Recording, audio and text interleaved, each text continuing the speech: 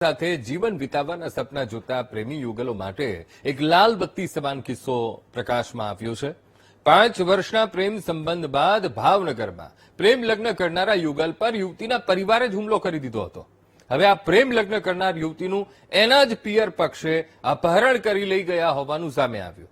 ત્યારે આ મામલે બોટાદના યુવકે તેના સસરા અને અન્ય સંબંધીઓ સામે મારપીટ અને પત્નીના અપહરણની ફરિયાદ પોલીસમાં નોંધાવી છે। શું છે આખી આ ઘટના, જોઈએ આ ક્રાઇમ રિપોર્ટમાં।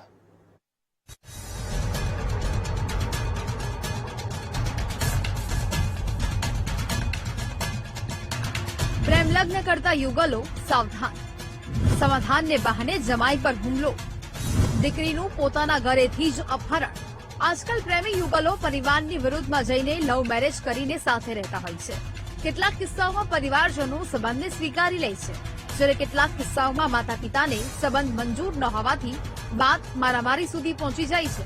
ભાવનગરમાં આવો જ એક કિસ્સો સામે આવ્યો છે, જ્યાં પરિવારજનોને દીકરીના પ્રેમ લગ્ન બિલકુલ મંજૂર ન હોવાથી તેમણે જમાઈ અને તેના પરિવાર પર સમાધાનના બહાને ઘરે બોલાવી હુમલો કર્યો હતો। આ મામલે જમાઈએ યુવતીના સસરા અને અન્ય સંબંધીઓ વિરુદ્ધ પોલીસમાં ફરિયાદ નોંધાવી છે।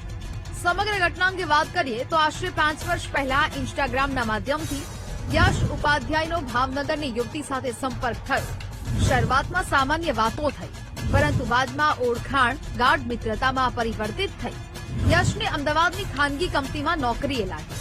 યુવક યુવતીએ સાથે જીવન વિતાવવાનો નિર્ણય કર્યો। ભાવનગર આવીને 23 નવેમ્બરે મંદિરમાં લગ્ન કર્યા।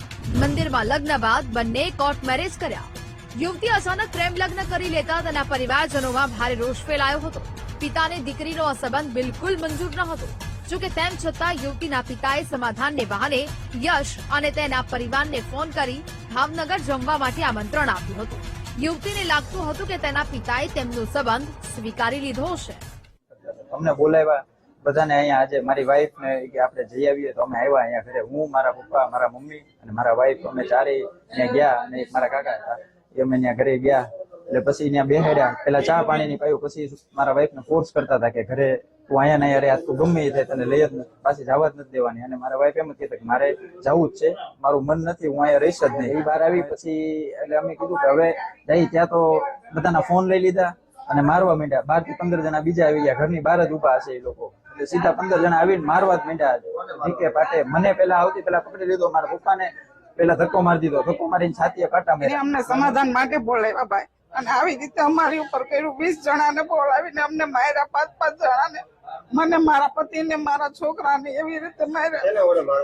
પાટા વડે, હાથ પાટાથી માર્યા, અમને પાડી દીધા, મને પછાડી દીધી 4 જણા, એના પપ્પા, એના ફુવા, એ બધા 4 જણા મારી ઉપર આદમી હવાએ થઈ ગયા। અમારું કરવું હવે, અમે 4 જણા જતા અને અમને મહિના દિવસથી એમને હેરાન કરે છે। હવે એની છોકરી ન જાય તો અમે શું કરીએ? યુવતીના પરિવારજનોએ જે રીતે હુમલો કર્યો તેનાથી યુવકનો પરિવાર દંગ રહી ગયો। યુવકના પરિવારજનો ઇજાગ્રસ્ત થતા તેમને સારવાર માટે હોસ્પિટલ લઈ જવાયા હતા। સમગ્ર બનાવમાં હદ તો ત્યારે થઈ જ્યારે યુવતીના માસા મામા યુવતીને બળજબરી કરી બહાર લઈ ગયા। સંબંધીઓ યુવતીને સફેદ રંગની સ્વિફ્ટ કારમાં બેસાડી લઈ ગયા। સંબંધીઓએ ધાક ધમકી આપતા કહ્યું કે આ તો જમણવાર હતો, હવે જો સામે આવ્યા તો તમને જાનથી મારી નાખીશું। સમગ્ર બનાવ બાદ યુવતીના પિતા ફરાર થઈ ગયા છે, તેમનો ફોન પણ બંધ આવી રહ્યો છે।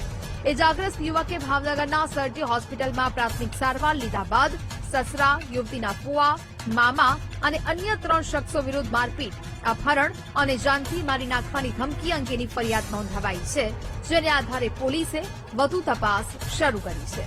Raju Baraiya, VTV news, Botad.